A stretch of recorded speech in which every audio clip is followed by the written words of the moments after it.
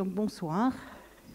Donc ce soir, nous avons deux projets autour du thème Histoire d'espèces. France Cadet avec Leçon de choses 2.0 et Colonie avec Frédéric Delias et Norbert Merjanian. Donc je ne vais pas m'étendre là-dessus, je pense que ça sera clair au travers des exposés. On a effectivement des espèces vivantes en voie de disparition et peut-être de nouvelles espèces non vivantes, non humaines en train d'émerger et des espèces hybrides potentiellement au milieu.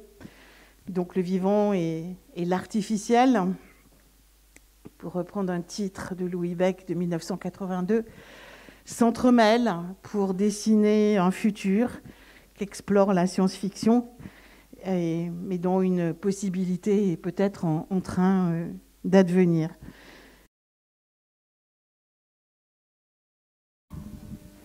Bien, eh bien, nous reprenons avec Frédéric Delias et Norbert Merjanian. Donc, Frédéric, c'est lui, et metteur en scène, compositeur, artiste numérique et fondateur de la compagnie du Clair-Obscur. Et Norbert, c'est l'autre, et écrivain de science-fiction. Il est notamment auteur de Les Tours de Samarande. Il travaille entre autres aussi avec Alain Damasio dans des projets pour le jeu vidéo, le cinéma, entre autres, parce qu'il y a vraiment toute une gamme de collaborations. Et il est membre de la maison d'édition La Volte et du collectif Zanzibar. Ensemble, les deux font aussi le laboratoire dystopique. Et je dois dire que dans leur pratique individuelle et collective, il y a énormément de collaboration. S'il y a quelque chose qui les caractérise, c'est que ces deux-là travaillent vraiment dans de nombreux projets collaboratifs. Donc ce soir, ils vont nous parler du projet Colonie. C'est un projet qui a reçu des soutiens de la Diagonale et de la scène de recherche de l'ENS. Et donc, moi, j'avais noté effectivement qu'ils présenteraient Exoterritoire à plateforme le 26 novembre à 19h. Donc, je leur laisse la parole. Oui, on va parler un peu d'Exoterritoire avant Colonie, parce que Exoterritoire est la genèse de Colonie. Ça venait d'une résidence hors les murs au CNES. Voilà, il y a des ouvertures aux artistes pour des sessions de conseil et de recherche pendant 1 an. J'étais un peu perdu dans toute cette masse de données. J'ai rencontré Norbert, qui est auteur de science-fiction Art Science. Et je lui ai un peu refilé le bébé de qu'est-ce qu'on va faire de toutes ces données de l'espace. Et on s'est beaucoup intéressé ensemble à l'exobiologie. Et le CNES nous a mis en relation avec une chercheuse c'est quoi une exobiologiste qui s'appelle Caroline Fraissinet, qui bosse au LATMOS. Voilà. Le LATMOS, c'est le laboratoire qui traite toutes les données, alors qui prépare les missions spatiales sur les planètes du système solaire, et qui suit les données de la sonde Curiosity, etc., pour analyser justement tout le protocole d'analyse minéralogique pour détecter s'il y a des formes de vie sur cette planète. Et du coup, on a détourné ces protocoles pour créer une sorte de... Alors je vais spoiler en disant ça, c'est dommage, de fable écologique ou fable écologiste sur notre propre planète, qui nous emmène à redécouvrir notre propre biocosme à la lumière de l'exploration spatiale. Voilà. Donc pour illustrer un peu notre blabla, j'ai un ami photographe qui s'appelle Alexandre Urbren qui fait des photos, lui, avec nos combinaisons et qui nous sert justement d'illusion de paysage en fait à toutes les explorations terriennes. Donc je vous montre un petit peu son travail et je vais laisser parler Norbert pour tu pourrais nous expliquer un peu comment tu as procédé justement sur l'écriture de ce spectacle. Ok, donc avec Caroline Fraissinet, c'est vraiment une chercheuse qui est en pointe dans le domaine des traces. Ça s'appelle les signatures, les biosignatures agnostiques, c'est-à-dire en fait des traces de vivant, quelle que soit la forme du vivant, y compris par exemple si c'était pas un vivant carboné, et qui laisse des traces. Et donc, évidemment, on part de la façon que le vivant a de transformer, par exemple, la chimie, et notamment la chiralité, le côté gauche-droite de la chimie inerte. Et c'est le type de traces que cherchent les exobiologistes, notamment sur Mars. Donc non pas du vivant actif, mais des traces qui auraient pu perdurer, qui auraient pu signer la présence d'une forme de vie historique, on va dire, ou même assez ancienne. Donc on utilise, comme l'a dit Frédéric tout à l'heure, on a beaucoup travaillé avec Caroline pour pousser, voir quel était le principe de ce protocole et le réutiliser avec une performance immersive, c'est-à-dire on met les spectateurs en combinaison. Frédéric adore créer ce qu'on appelle de l'isolement sensoriel. Les combinaisons permettent en fait de s'isoler par le toucher, bien entendu, par l'odorat, et cet isolement, il est accompagné, alors il est dans la performance par les combinaisons, mais il est accompagné narrativement par l'idée que sur cette planète, tout ce qui est visuel est susceptible d'être corrompu et que donc la perception visuelle n'est pas fiable. Et ce qui permet en fait d'amener les spectateurs, les gens qui participent à l'immersion à se focaliser. Ça crée un léger décalage cognitif, à se focaliser sur le sonore, et donc on est capable de leur raconter qu'ils sont en train d'être sur une exoplanète, alors qu'ils sont, pour la première, on était au Forum des Halles. Et donc ils sont dans la rue, et là c'était au Panthéon, et dans le quartier Mouffetard. Ouais, alors c'est des formes qui reposent énormément sur le son. Voilà, tout le monde a un casque audio et dans une bande sonore qui est très immersive et très cinématographique. Donc on a cette espèce de jeu ou de plaisir ou de fantasme d'entrée en mission spatiale dans des combinaisons qui sont très cheap justement et qui participent à ce côté.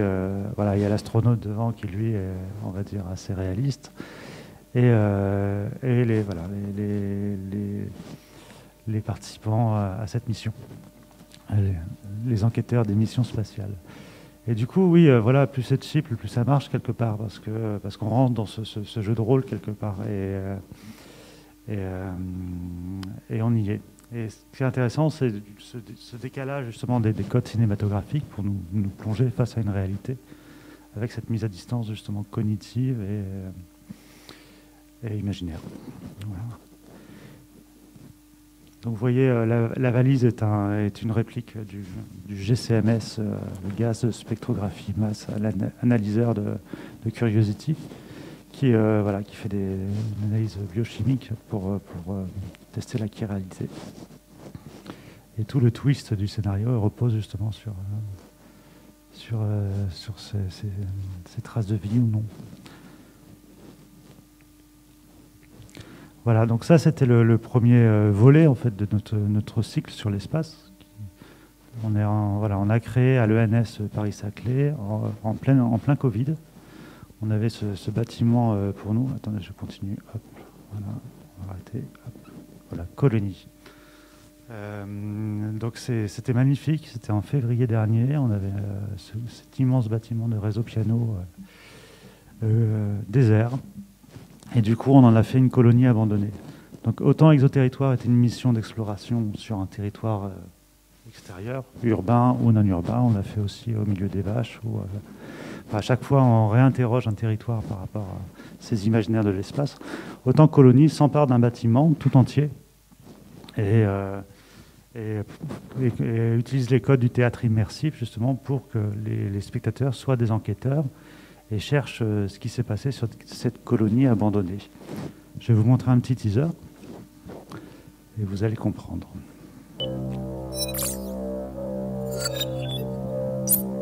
Bonjour. Votre groupe d'enquêteurs a été dépêché par l'Organisation des missions spatiales afin de procéder à une investigation complète de la première colonie autonome du système.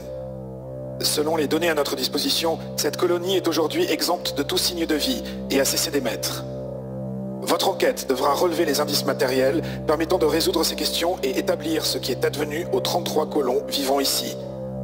Retrouver leurs traces est bien sûr une priorité. L'instrument dont vous avez été doté est capable de géolocaliser, de dater et de retranscrire les balises sonores qu'ont laissées les habitants de colonie.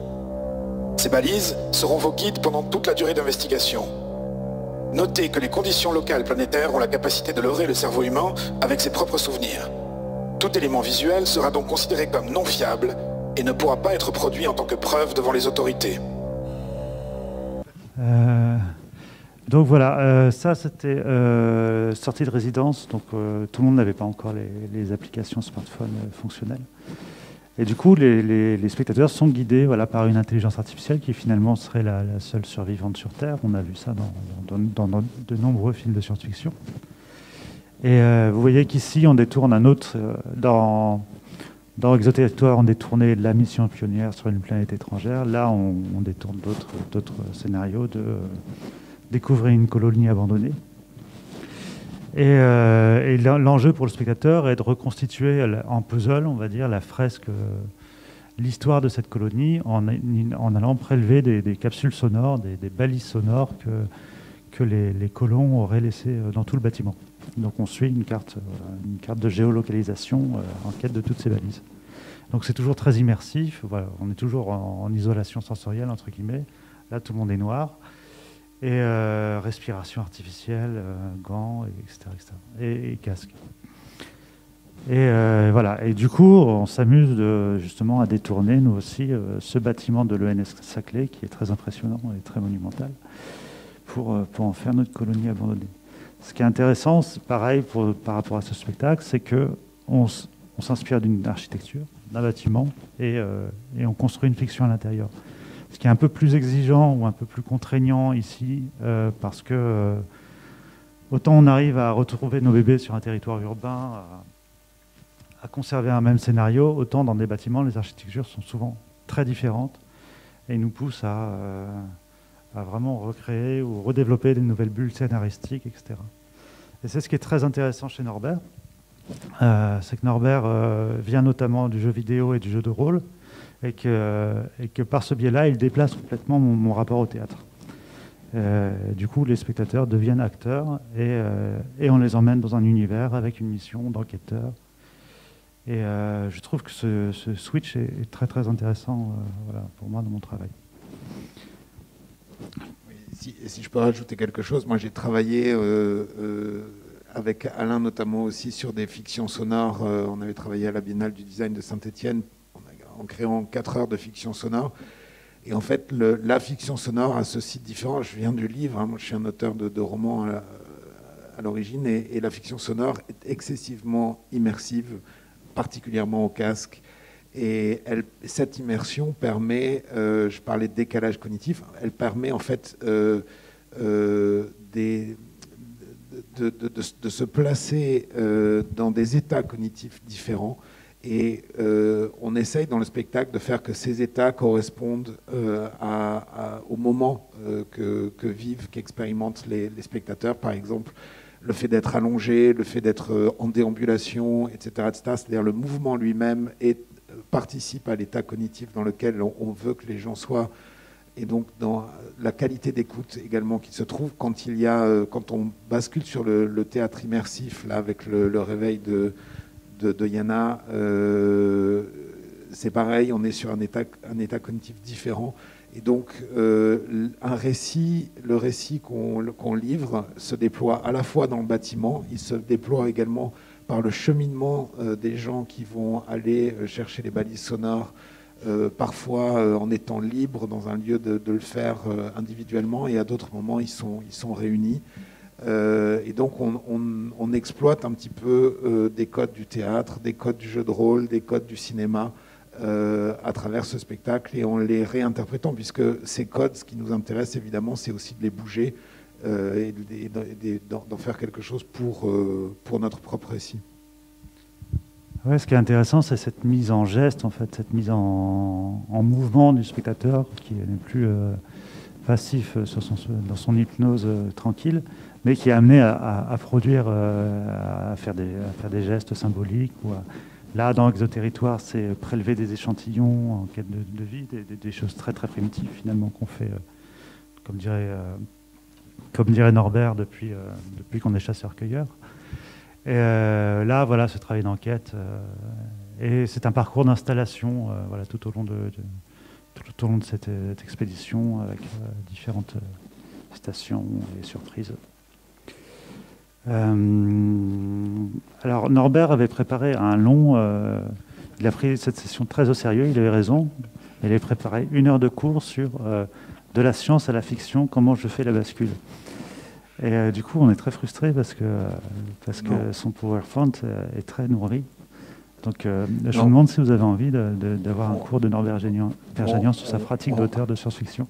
On n'est pas frustré, mais peut-être ce qu'on peut dire simplement, c'est que au-delà du contexte de l'exploration spatiale, nous, ce qui nous a intéressé, c'est vraiment d'interroger nos liens au vivant. Et sur Colonie, le fondement de l'histoire, c'est qu'il y a une sorte des colons autonomes qui essayent de créer une utopie, tout simplement. De créer une utopie, et l'un des piliers de cette utopie, c'est de créer une humanité biocompatible, si on pouvait dire les choses comme ça, c'est-à-dire qui ait éliminé toutes les formes de toxicité de ces productions, et qui soit dans un rapport au vivant qui soit celui des principes du vivant, du biomimétisme, etc. Et pour interroger cette question, en fait, moi je m'appuie sur de la documentation scientifique, évidemment, aussi sur des échanges que j'ai avec différents scientifiques. Et là, en l'occurrence, les 2 gros piliers, non, il y en a 3 un peu avec Antonio Damasio sur la décision émotionnelle, parce que comme c'est une utopie, ils essayent également de renouveler le principe de la décision collective par une décision émotionnelle. Mais c'est l'in-Margulis, l'endosymbiose, la symbiogénèse, un des piliers, et l'autre, c'est le biomimétisme de principe, et pas le biomimétisme de forme, qui est souvent celui qu'on met très en avant, mais le biomimétisme de principe, avec ces 16 principes du vivant, et on a essayé de voir comment ces 16 principes pouvaient s'appliquer dans une colonie exoplanétaire qui est une sorte de huis clos et de petite humanité en soi. Voilà. Si je pouvais résumer les choses très, très vite. Donc voilà, le seul survivant a priori dans l'aventure, on découvre que tous les colons sont morts et un peu comment ils sont morts. Mais je vais arrêter de vous raconter toute l'histoire parce que vous viendrez le voir à l'ENS Saclay en février prochain. Je vous rappellerai les dates à la fin de l'intervention. Donc je disais, oui, tous les colons sont morts, machin, il y a une intelligence artificielle. On s'aperçoit que finalement il y a une nouvelle humanité ou des enfants sur cette colonie qui sont nés, qui sont quand même un peu bizarres. Enfin, les voix de ces enfants disent des trucs un peu étranges. Ils s'appellent les natifs. On les appelle les natifs. Et qui ont été éduqués justement pour couper le lien avec cette humanité toxique par des intelligences artificielles. Tu voulais qu'on fasse écouter un petit extrait justement des mantraphorismes, comme on appelle, des mantras qu'on a inculqués à ces enfants pour... alors, voyons voir. Si tu as la table de l'AVEC, par exemple. Ouais. Les mantraphorismes, c'est l'idée que, justement, c'est une réinterprétation peut-être à la fois poétique et programmatique, puisque ce sont des intelligences artificielles qui les délivrent à ces enfants. C'est une pensée à la fois holistique, quasiment totalitaire. Hein. Il y a aussi une approche très critique de ce mode de pensée. Et on a testé, on a travaillé avec des enfants qui sont en centre aéré près de l'ENS. Alors ce qu'il y a d'intéressant, c'est que c'est des enfants qui ne sont pas forcément les enfants des scientifiques, des chercheurs, de tout l'écosystème très particulier de Paris-Saclay, qui sont plus des enfants de gens qui travaillent là en permanence et qui sont un peu les chevilles ouvrières du lieu. Et on leur a raconté l'histoire en leur disant, voilà, les natifs, c'est vous. Et ils ont voilà, à la fin du travail qu'on a mené avec eux, je crois qu'ils étaient vraiment bien partis sur l'idée qu'ils étaient véritablement les natifs de Colonie. Le vivant m'interconnecte. Vivant m'interconnecte. Martin Tonnette. M'interconnecte. Vivant m'interconnecte. Donc là, c'est Dolly qui parle, qui est une intelligence artificielle. Le vivant m'interconnecte. Le vivant m'interconnecte. Le vivant m'interconnecte. On le devient. On n'est pas vivant, mais on le devient. On n'est pas vivant, mais on le devient. On n'est pas vivant, mais on le devient. Et moi avec, et moi avec, et moi avec, et moi.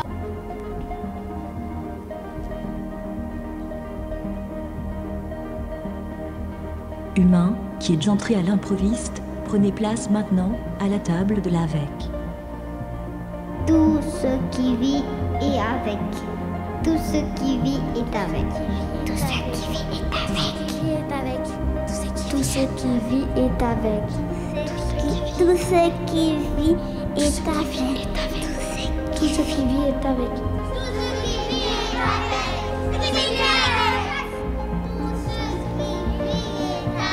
Avec les champignons, les bactéries, les archées et les virus, les plantes et les animaux, les natifs, les archées, tout ce qui vit avec, et les virus, les plantes et les animaux, les natifs, tout ce qui vit avec. Et moi avec. Et moi avec. Et moi avec. Et moi avec. Et moi avec. Et moi avec. Et moi avec. Et moi avec. Et moi avec. Et moi avec. Et moi Etc. Voilà. Cette espèce de métaphore de la nouvelle humanité.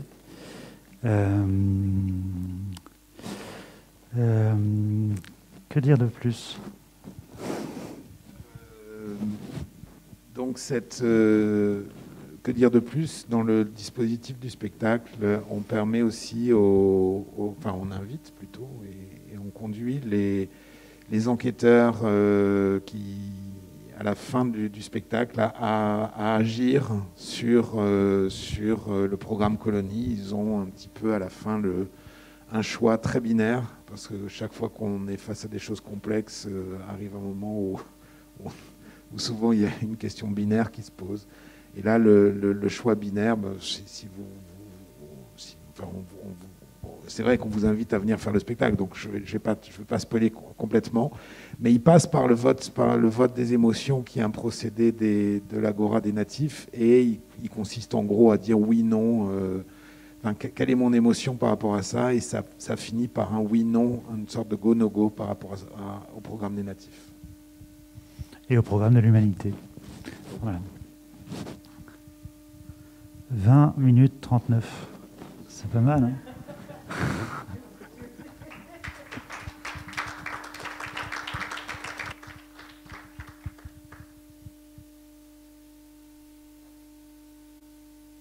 C'est bien parce que vous nous laissez plein de temps pour la discussion, et Dieu sait qu'il y a des choses à discuter. Autant, moi, ce qui m'a frappé en préparant cette soirée, c'est à quel point ce projet avait un aspect forme et un aspect fond, et que les deux qu'on pouvait développer les deux un peu, en tout cas, et commenter les deux de manière approfondie, et d'essayer de voir aussi la relation entre l'un et l'autre. Mais est-ce qu'il y a des gens qui ont envie de parler tout de suite, ou de commenter, ou de poser des questions, ou de réagir Voilà. Moi, je pas un truc. Ouais, je voulais juste rajouter un truc. Donc, je m'occupe de la scène de recherche à Jeunesse Paris-Saclay. Et déjà dire que vous ne vous rendez pas compte, parce que mais c'était le Covid. Et en fait, moi, je voulais juste pointer que c'était remarquable le travail en fait, réalisé par tout le groupe, parce qu'on était effectivement donc seuls dans cette école. Normalement, tous les projets accueillis à la scène de recherche sont toujours issus de collaboration avec des laboratoires soit de l'école, mais plus largement du plateau de Saclay, parce que juste, peut-être vous ne savez pas, du coup, le plateau de Saclay, qui est comme une ville dans la ville, c'est les 12 plus grandes écoles sur les sciences dures et sciences sociales. Et il y a 370 laboratoires dessus, qui vont du synchrotron au CEA, etc. Il y a des grands astrophysiciens comme Roland Lehoucq et Hervé Dolle. Et du coup, voilà, c'était ce travail-là qui devait être amorcé. Donc, ils ont réussi, malgré le Covid quand même, à pouvoir travailler dans l'ENS et aussi à créer ce lien qui était important pour nous et qui était notre premier lien, parce que la scène de recherche a ouvert en janvier 2020, mais du coup, on ne connaissait pas du tout notre territoire. Et ça a été notre premier lien grâce à Frédéric et Norbert avec l'école du Moulon, voilà, et ses enfants, qui du coup étaient isolés pendant 1 an, et c'était la première fois en fait qu'ils faisaient autre chose. Voilà. Pour donner le contexte. Oui, c'est étonnant la métaphore. Quand Marc Dondé nous a invités à l'ENS par rapport à ce projet, évidemment, ça résonnait énormément avec ce nouveau lieu et la bétonisation du coup du plateau de Saclay, quoi, qui était encore des terres agricoles il y a 5 ou 10 ans. Et du coup, on voit cette ville advenir et prendre, voilà, avec, il n'y a pas encore de bar, il n'y a pas encore de lieu de convivialité. Si, il y en a un. Ouais. Voilà, ça n'était pas encore. Il y avait cette école qui était, pareil, une espèce d'architecture de béton complètement futuriste avec 20 gamins à l'intérieur, etc., etc. Et la première fois qu'on a fait des repérages à l'ENS, on avait les casques et les bottes, quoi. Donc c'était complètement fou. Et c'est fou de voir cette évolution advenir. Et le bâtiment a tout juste été inauguré officiellement la semaine dernière. Ouais. Oui, bon, je vais faire un peu de woke, puisqu'il paraît que c'est mal. Pourquoi avoir choisi ou conservé le terme de colonie, qui même dans une perspective critique et projective, me semble hautement problématique? Parce que c'est un terme qui n'a pas un seul sens, et que le principe alors déjà, je pense que ça interroge nos représentations. Moi, je suis un homme de mots, et j'ai tendance à être extrêmement réticent à des critiques qui associent un mot à un seul sens. Donc le terme de colonie n'est pas du tout, ne se résume absolument pas à la colonisation européenne, etc., etc. Et il ne faut pas qu'il s'y résolve, parce que sinon, de toute façon, ça voudrait dire que c'est un mot mort, qui n'a pas de sens, qui peut évoluer, qui peut être réutilisé, etc., etc.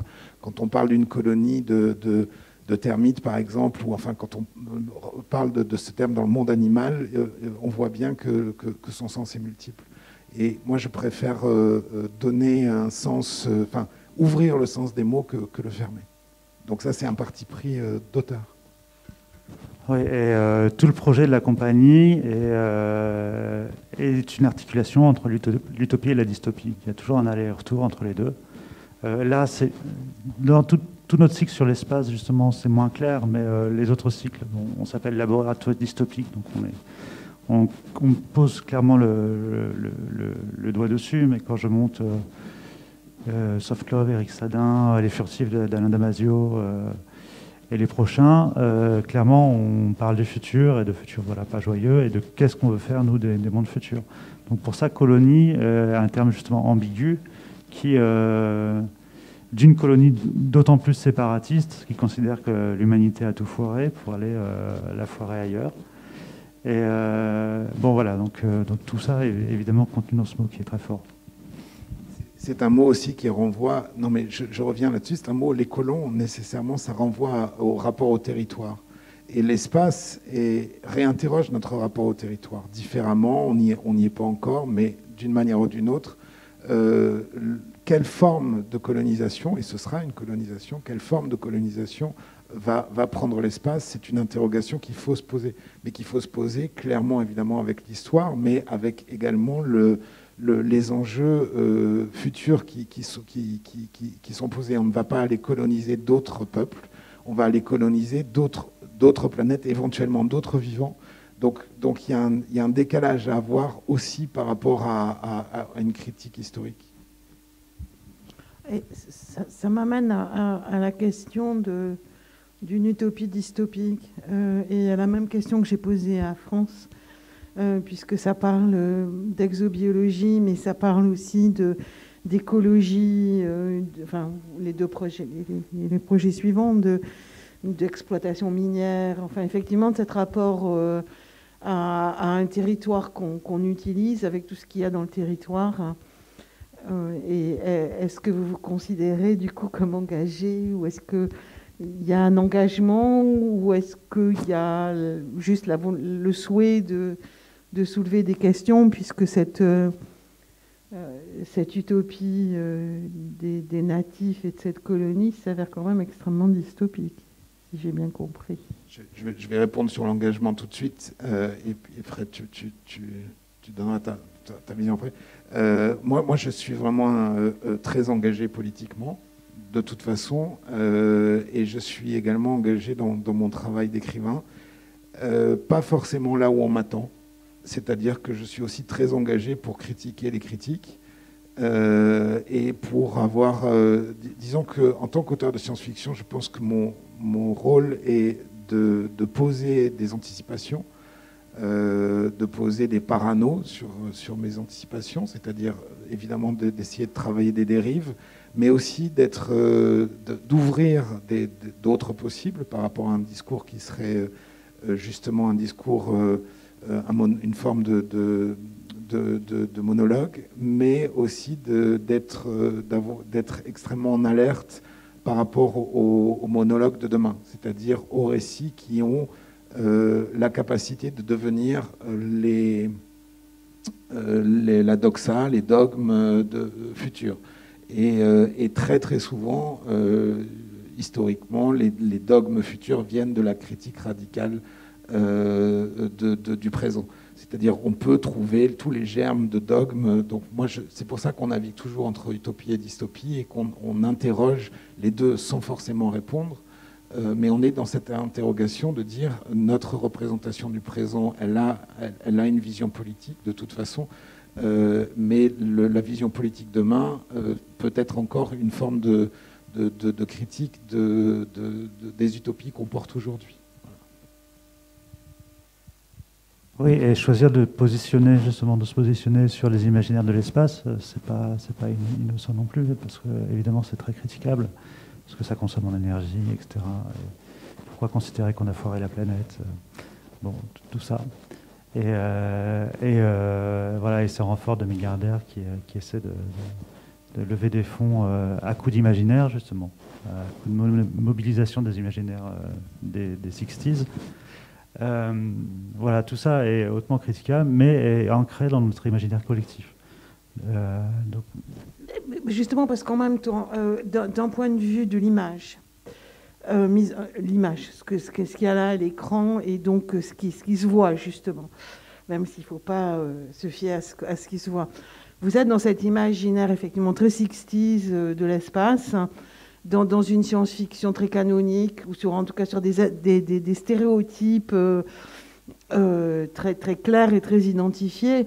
Et en même temps, alors peut-être un peu moins dans Colonie, mais dans Exoterritoire, vous travaillez avec des exobiologistes qui sont dans un imaginaire, mais complètement différent, qui sont dans un imaginaire scientifique, pour le coup, extrêmement fort, et dans un imaginaire poétique aussi extrêmement fort. Et dans ce field work, et dans ce travail de terrain, qui est mais à l'opposé, et en même temps en véhiculant des histoires dans le réel, pour le coup, encore plus fracassantes, si je puis dire, que Seul sur Mars. Donc comment est-ce que vous naviguez entre les deux ? Et cette question, elle va avec une autre question que je voulais vous poser, qui est que on teste les protocoles martiens dans les environnements extrêmes terrestres. Donc comment est-ce que vous vous situez aussi par rapport à cette science qui se fait pour Mars, mais qui se fait sur le territoire, dans justement la recherche des signes, des biosignes dans l'Atacama, entre autres. Donc comment est-ce que vous vous situez dans cette dialectique, si je puis dire, et dans cette complexité, et par rapport au projet analogue des agences spatiales, par exemple? Bon, ça fait beaucoup dans une seule question. Ce qui est étonnant, c'est la résonance poétique que ça a, justement, dans le décalage.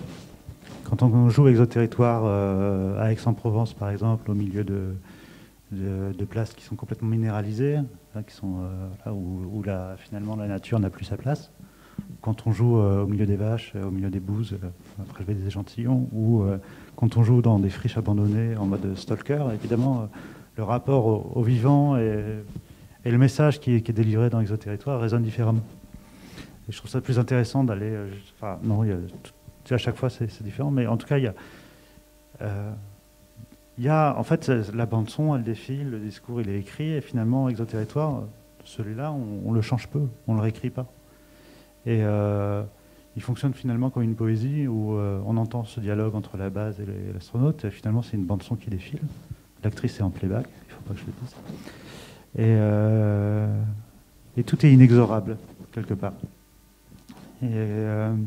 Donc il y a du tragique. Voilà. Il y a un certain cheminement vers le tragique. Et en même temps, on est dans ce processus ludique où on s'amuse avec l'astronaute. Mais voilà, il y a toujours cette résolution et cet effet miroir qui nous saute à la gueule à chaque fois. Alors, juste, je rajoute un élément. Moi, je vais faire une réponse qui est tournée vers les scientifiques eux-mêmes, c'est-à-dire que les scientifiques portent du désir. Ils ont un désir de connaissance, évidemment, de découverte, mais ils ont toujours un désir, un enjeu de désir qui est souvent extrêmement fort. Là, en l'occurrence, ce désir porte sur le vivant et sur est-ce qu'il y a une question encore extrêmement débattue, puisque le test scientifique n'est pas probant encore, mais est-ce qu'il y a du vivant ailleurs que sur Terre, et cette question, elle a évidemment une dimension métaphysique, une dimension extrêmement profonde qui nous touche tous, au-delà des scientifiques, mais ce qui est le désir des gens qui travaillent là-dessus, on est décuplé. Et cette ligne du désir, du coup, c'est quelque chose qu'on peut suivre dans un travail de récit, dans un travail artistique, pour transmettre quelque chose. Et c'est une des choses moi, que j'ai souhaité transmettre. Et tu disais que tu aimais bien titiller les scientifiques justement à l'endroit de leurs limites. Non, mais par exemple, moi j'adore toujours discuter aussi avec des scientifiques au-delà de leur travail de recherche, leur protocole, etc. Là, avec Caroline, donc c'est toujours du jeu de rôle, c'est des expériences de pensée. Je lui avais dit, tu es sur cette planète, toi, c'est pas un robot, c'est toi qui es, etc., etc. Tu es sur une exoplanète. Il se trouve que dans ton protocole, tu vas devoir, tu te retrouves dans la situation où tu peux tester un environnement qui n'était pas prévu justement dans le programme, dans le protocole, qui est un petit peu éloigné, et tu penses qu'il y a des chances qu'il y ait des traces de vie dans cet environnement-là, ce qui n'était pas prévu par le programme à l'origine, mais si tu vas là, il faut que tu ne vas plus pouvoir respecter les règles de protection planétaire, qui sont des règles que tout le programme qui t'a amené là respecte normalement. Qu'est-ce que tu fais ? Et tu sais que tu as cette occasion d'aller tester des traces de vie. Ce n'est pas une certitude, c'est juste une probabilité. Ça rompt les règles de protection planétaire. Est-ce que tu y vas, est-ce que tu y vas pas ? Sachant que si tu y vas pas, tu repars et ce sera quelqu'un d'autre qui le fera peut-être. Et il a fallu 10-15 minutes, etc., de discussion, où elle éludait, elle passait autre chose. Et puis finalement, elle a dit, non mais j'y vais, c'est sûr, jamais je laisserai passer cette occasion-là.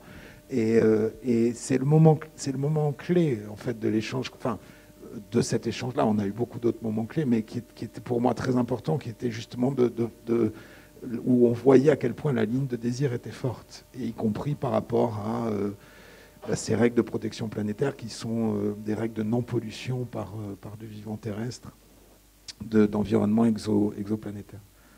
Et c'est là où, à mon sens, on approche un petit peu du vrai, de la vérité qui n'est pas simplement dans les travaux de recherche, qui n'est pas simplement dans la science académique, on va dire la science véhiculée par les journaux scientifiques, etc., etc.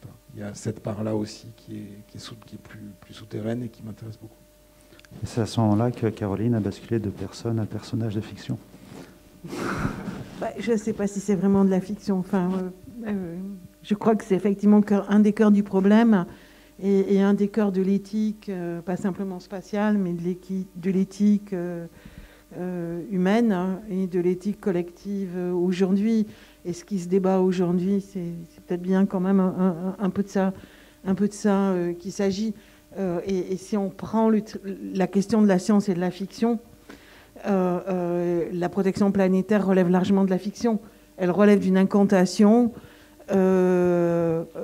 qui est pour s'auto-persuader qu'on va rien polluer, ce qui n'existe pas dans les faits. Et ils le savent tous.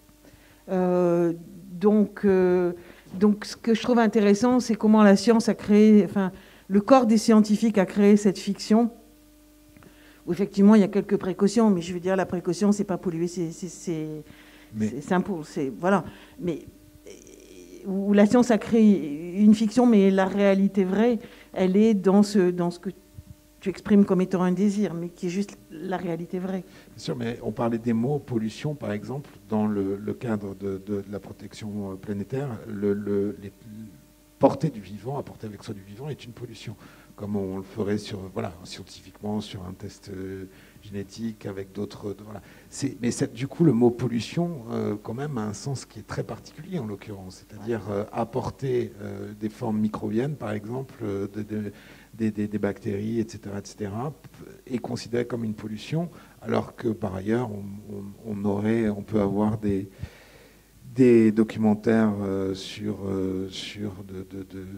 des objets des objets conétaires ou des objets, des roches qui au contraire pourraient ensemencer est-ce que le la vivant de cette panspermie manière-là. est une pollution? Donc, voilà, c'est pour ça que oui, je suis entièrement d'accord, ce sont des fictions. Et les mots portent ces fictions, et c'est très important de comprendre le rapport entre les mots choisis et les fictions portées. D'autres J'ai une autre question qui rejoint celle que je voulais poser à France et que je n'ai pas posée. France a parlé de la science fabulatoire, qui est aussi cette expression, enfin, ou en tout cas ce champ largement investi par Louis Bach. Et vous aviez dit le rapport entre la science et la fiction.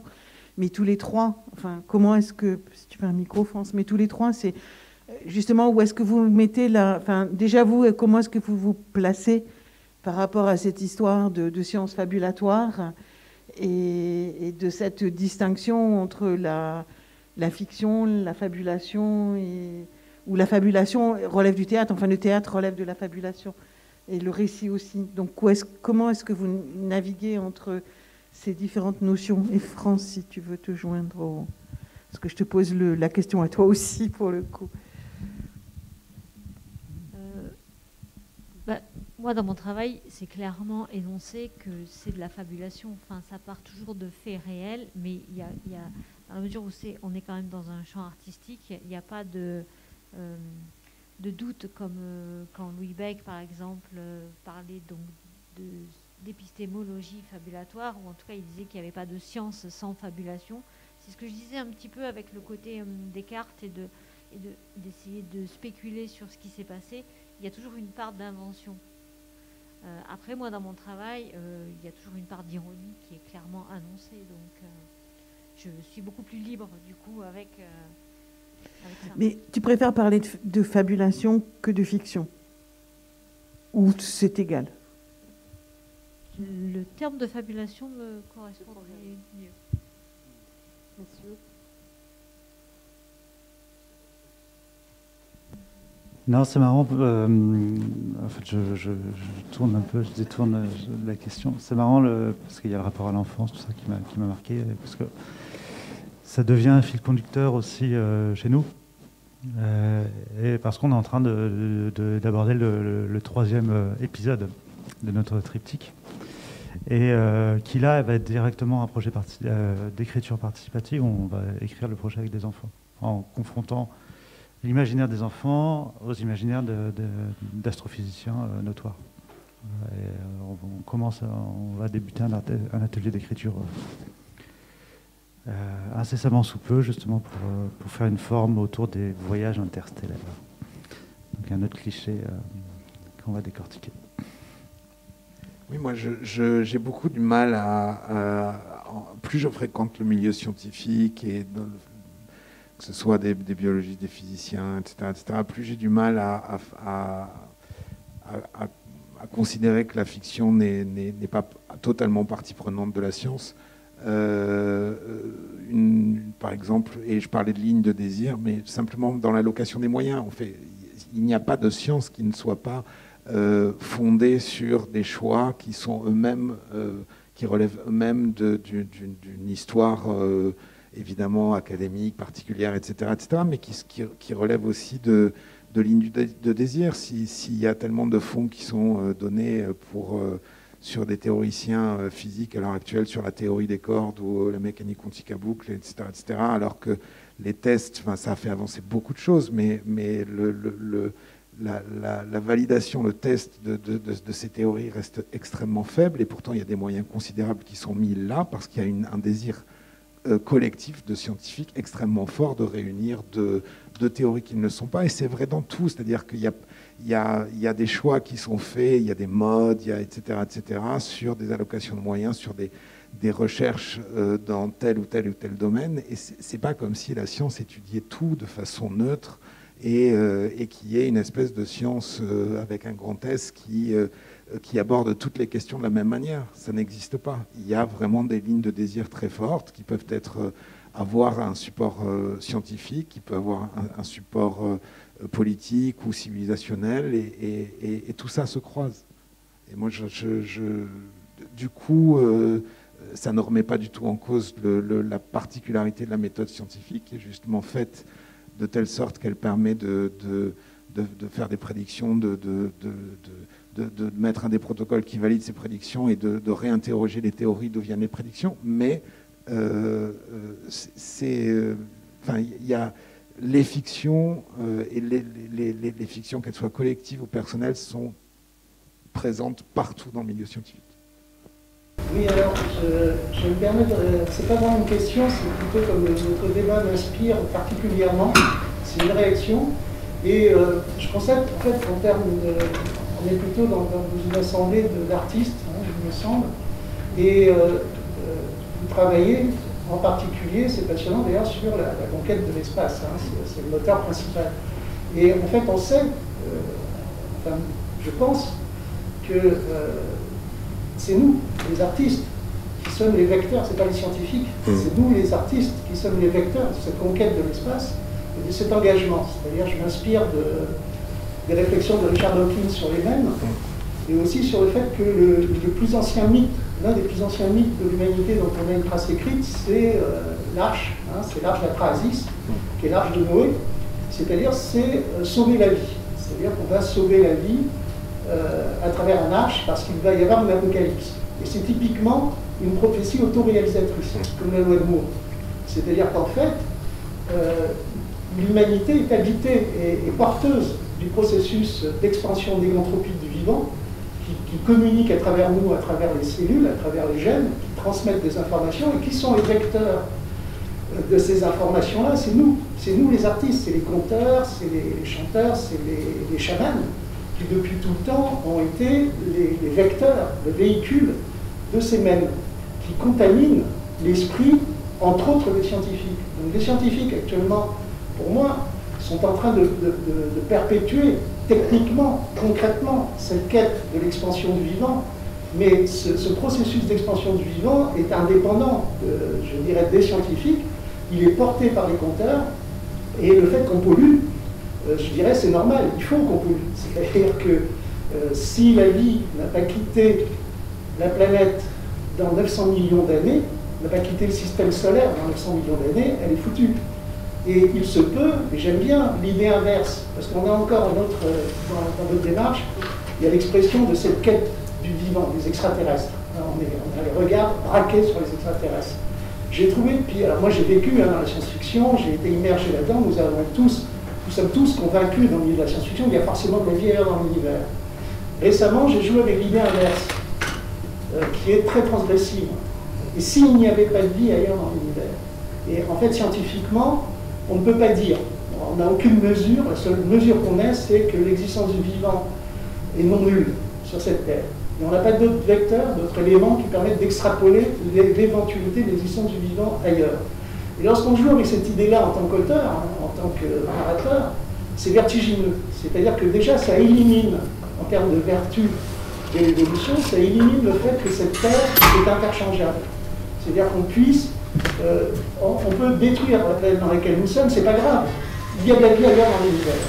Et en fait, si on inverse le raisonnement, je trouve que c'est beaucoup plus constructif et riche de se dire, ben non, la vie n'est apparue qu'ici, sur cette planète, dans l'immense cosmos dans lequel on est, et il faut la préserver à tout prix. C'est-à-dire c'est un enjeu d'échelle galactique. Voilà, c'était... alors je m'excuse, hein, j'étais un petit peu long, mais c'est parce que la démarche décrite là m'a vraiment inspiré, et vos réflexions m'ont vraiment inspiré. La vision négantropique, moi c'est un de mes dadas, donc il faudra qu'on en reparle. Est-ce qu'il y a d'autres envies de discussion? Moi j'ai une dernière question et après on va aller boire, enfin voilà, qui est sur la forme. Alors, enfin, c'est un peu embêtant. J'aurais aimé parler d'intelligence artificielle avec France et avec vous deux et avec Manuela. Ça sera partie remise hein, ou autour d'un verre. Mais sur la forme, donc cette narration fragmentée, hypertextuelle, et où la narration se déploie dans l'espace. Bon, c'est un choix, clairement. Mais je dirais pourquoi ce choix, parce qu'il y avait, quelle est l'impérieuse nécessité? Alors la question de l'audio est une autre question, parce que par exemple ça aurait pu être une narration, une pièce radiophonique, comme on disait quand j'étais petite. À l'époque où Radio France faisait des créations radiophoniques. Mais pourquoi avoir choisi ça? Parce que c'est mon outil de départ. Parce que voilà, je suis musicien, compositeur, et j'ai abordé le spectacle par la musique et par le son, parce que j'ai d'abord composé pour d'autres compagnies, jusqu'à trouver ma propre autonomie. Et en fait, tous mes dispositifs de spectacle sont du son augmenté, quelque part. Donc à la fois sur scène, je travaille la corrélation des médias, son, lumière, vidéo, laser, danseur, automatisé, tout ça. Et là, on cherche à... j'avais abordé avec Sundelta dans des musées la géographie sonore, avec des dispositifs pareil, de géotracking, tout ça. Et j'avais envie de le pousser plus loin à l'échelle d'un bâtiment, etc. Donc il y a des technologies aussi qu'on découvre qui créent des processus. Voilà. Et, le hacking, pour nous, en a été justement quand on s'est amusé à hacker des danseurs pour les contrôler par ordinateur. Ça venait de Sport Elec qu'on avait midifié pour les contrôler comme des synthés. Et c'est devenu un spectacle. Donc souvent, ouais, il y a une brique techno qui nous intéresse et qui nous dit « Ah là, il y a un truc à explorer, à exploiter ». Et du coup, autant Exoterritoire était un chemin linéaire, parce que tout le monde a le même son. Voilà, c'est immersif, tout le monde est encordé, c'est militaire, et voilà, tout le monde, c'est du broadcast audio. Et autant là, on s'est dit avec Norbert, ça serait bien de trouver un moyen de déconstruire, de délinéariser la narration. Et l'enjeu, le premier enjeu de Colonie, c'était de créer une narration nodale. Donc, où le spectateur est complètement libre de recomposer son puzzle en fonction des briques. Et bon, finalement, c'est devenu arborescent, on a retrouvé des linéarités, etc. Mais bon, il y a des passages où le spectateur est libre et d'autres qui rentrent dans des tunnels, etc. Donc la dramaturgie a repris ses droits. Mais voilà, on se crée des enjeux comme ça, un peu oulipiens de spectacle ou de récit. Il y a un autre aspect, c'est que un spectacle c'est un récit en soi, mais qui va interroger d'autres récits. Un bâtiment, c'est un récit. Alors l'ENS, c'est vraiment un sacré récit d'ailleurs. Le bâtiment de l'école normale supérieure de Paris-Saclay, c'est un récit extraordinaire. Et donc le récit expérientiel, immersif, sonore qu'on propose permet d'interroger d'autres récits, dont le bâtiment lui-même, Et sur Exoterritoire, c'est la même chose, sauf que le récit qu'on interroge, c'est l'extérieur. Donc ça peut être le récit d'une ville, l'extérieur d'une ville, des rues, des places. Ça peut être également le récit d'un paysage, quand on est, parce que c'est encore un récit, des vaches, etc. C'est un récit anthropologique particulier. Donc on utilise notre processus narratif pour aller interroger tout un ensemble de récits dont le premier, c'est l'espace qu'on visite. Ouais, je suis à face parce que bon, là, c'est aussi utiliser la figure de l'astronaute pour mettre en place son point de vue d'étranger, évidemment, pour redécouvrir la Terre, tout ça. Merci. J'aurais encore d'autres questions sur le parallèle entre la technologie dans la création artistique par rapport à l'instrument dans la recherche scientifique. Mais on va arrêter là. Merci beaucoup. Donc, on peut les applaudir.